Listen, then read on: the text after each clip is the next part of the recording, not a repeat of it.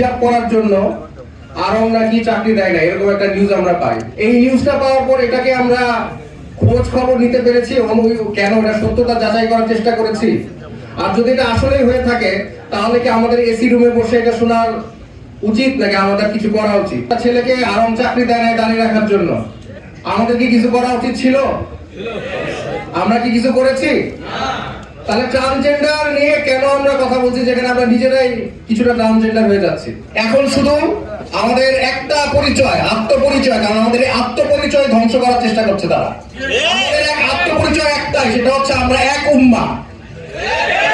আমাদের এই আত্মপরিচয় আপনারা কি মনে করছেন এরা আপনাদের যে গবেষণা লেখে সেখানে কি আপনারা মুসলমান হিসেবে বলে আপনাদেরকে? না, আপনাদেরকে বলে ইসলামিস্ট, আমাদেরকে বলে ইসলামিস্ট। ইসলামিজম বলে কি কোনো শরীয়গত ভাবে কোনো ইয়ে আছে? নাই।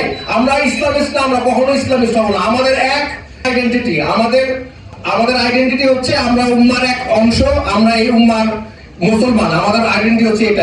আমাদের এক বোনকে নাকি হিজাব করার জন্য আরং নাকি চাকরি দেয় না, এরকম একটা নিউজ আমরা পাই। এই নিউজটা পাওয়ার পর এটাকে আমরা খোঁজ খবর নিতে পেরেছি এবং কেন এটা সত্যতা যাচাই করার চেষ্টা করেছি। আর যদি এটা আসলেই হয়ে থাকে তাহলে কি আমাদের এসি রুমে বসে এটা শোনার উচিত নাকি আমাদের কিছু করা উচিত?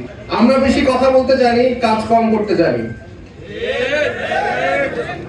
একবার একটা ছেলেকে আরং চাকরি দেয় না দাঁড়িয়ে রাখার জন্য আমাদের কি কিছু করা উচিত ছিল? আমরা কি কিছু করেছি?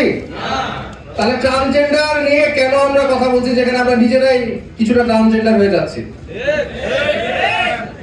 আমাদের একটা মুসলমানের উম্মাহ গায়ে যদি কোনো কিছু হয়, কোনো আঘাত করে, আমাদের কোনো ক্ষতি করে যদি একটা উম্মার একটা মানুষের প্রতি, তাহলে উম্মার প্রত্যেকটা মানুষের কি দায়িত্ব?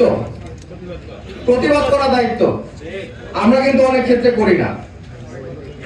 এইটা একটা সমস্যা। আমি আরেকটা জিনিস বলতে চাচ্ছি, এই যে আমরা বলতেছি ট্রান্সজেন্ডার যে আইনটা, এটা তো আমি বের করেছিলাম। এই আইনটা কিন্তু বাতিল হয়েছে আলহামদুলিল্লাহ, ইনশাআল্লাহ আর হবে না ইনশাআল্লাহ। কিন্তু এই যে বইটা লিখেছে কারা, এটা কারা লিখেছে আপনারা জানেন? আমি বলে দিচ্ছি, বন্ধু সোশ্যাল ওয়েলফেয়ার সোসাইটি। এরা সরকারকে ধোঁকা দিয়েছে, এদের কাজই হচ্ছে ধোঁকা দেওয়া। এবং এরা আপনারা ইউটিউবে ভিডিও পাবেন, তারা প্রকাশ